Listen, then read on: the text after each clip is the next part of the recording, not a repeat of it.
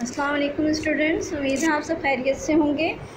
और आज हम तीसरी जमात में अपना तीसरा ही चैप्टर हमने पढ़ लिया था। इसका हमने चार्ट भी बनाया था, ठीक है। और उम्मीद है आप सब ने ही टाइटल पेज भी इसका बना लिया होगा। और तीसरे चैप्टर का नाम है जानवरों से बर्ताव, ठीक है। इसके हमने अल्फाज मायने किए थे, जो कि सफ़ा नंबर 14 पर मौजूद है। अल्फाज मायने। कुआं किसे कहते हैं? ज़मीन में पानी के लिए खोदा हुआ गहरा गड्ढा। शिद्दत, सख्ती, तकलीफ़ और ज़्यादती। बेताब यानी बेचैन और बेकरार। सलूक का मतलब होता है बर्ताव, हमारा किसी के साथ पेश आने का तरीक़ा। सवाब, नेक काम का बदला जो अल्लाह ताला की तरफ से हमें मिलता है, ठीक है। नसीहत कहते हैं भलाई की बात को। उसके बाद आपको करना है मारूज़ी सवालात अपनी कॉपी पर, ठीक है। आदमी को सफ़र के दौरान डैश नज़र आया? पहलवान, कुआं, बुज़ुर्ग या शायर? क्या नज़र आया बताइए।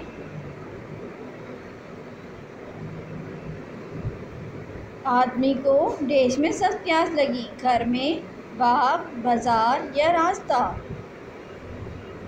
आदमी डैश में पानी भर कर लाया, कुत्ते को पिलाया?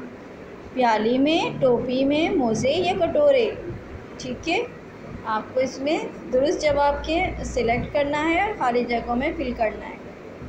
जानवरों के साथ अच्छा सलूक करने पर भी हमें डैश मिलेगा। क्या मिलेगा? तमगा, सवाब, सज़ा या गुनाह? जो दुरुस्त जवाब है उसको मुंतखब करें और ख़ाली जगह में लिखिए। मैं आपको सबसे पहले ये बता दूं कि ये काम आपको किस तरतीब से करना है।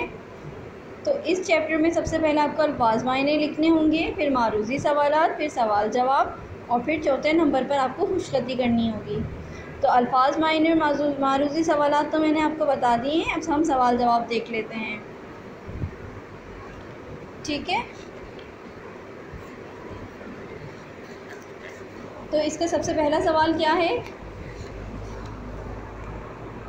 पहला सवाल आपके सफ़ा नंबर 15 पर मौजूद है।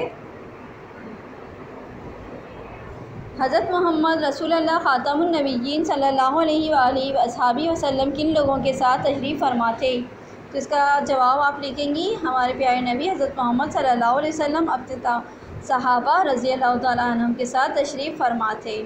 सवाल नंबर 2 है, सहाबा रज़ी अल्लाह तआला अन्हुम ने क्या सवाल किया? सहाबा रज़ी अल्लाह तआला अन्हुम ने सवाल किया कि या रसूलल्लाह सल्लल्लाहु अलैहि वसल्लम, क्या जानवरों के साथ अच्छा सलूक करने पर भी हमें सवाब मिलेगा? फिर तीसरा सवाल है, हज़रत मोहम्मद रसूलुल्लाह ख़ातमुन नबिय्यीन सल्लल्लाहु अलैहि वसल्लम ने अच्छा सलूक करने के लिए मिसाल के तौर पर किन जानवरों का ज़िक्र किया? तो हमारे प्यारे नबी हज़रत मोहम्मद सल्लल्लाहु अलैहि वसल्लम ने अच्छा सलूक करने के लिए मिसाल के तौर पर 3 जानवरों का ज़िक्र किया था, कुत्ता, बिल्ली और ऊँट, ठीक है।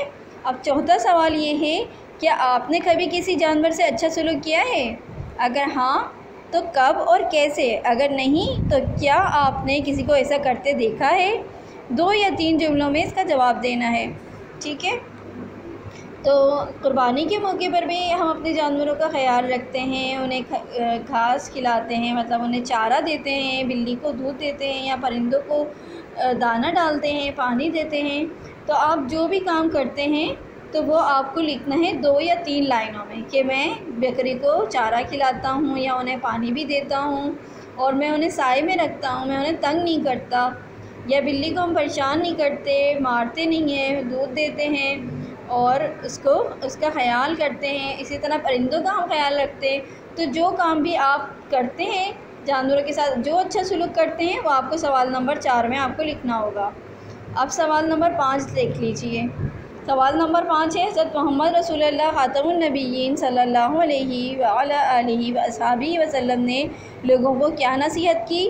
तो हमारे प्यारे नबी हज़रत मोहम्मद रसूलुल्लाह सल्लल्लाहु अलैहि वसल्लम ने लोगों को नसीहत की कि जानवरों के साथ अच्छा सलूक करें और अल्लाह ताला से डरें, ठीक है। फिर इसके बाद आपको खुशखती करना होगी, जिस तरह मैंने आपको इसमें दिखाया है। खुशखती के 8 अल्फाज हैं: आदमी, सफ़र, कुआं, प्यास, माफ़, सवाब, सुलूक और दोज़ख। इन तमाम अल्फाज को लिखते हुए इस चीज़ का ख़्याल रखिएगा कि शोशे या नुक्ते ना ही हमें ज़रूरत से ज़्यादा लगाने हैं और ना ही कम लगाने हैं। ठीक है, तो उम्मीद है आपको अपना होमवर्क समझ में आ गया होगा।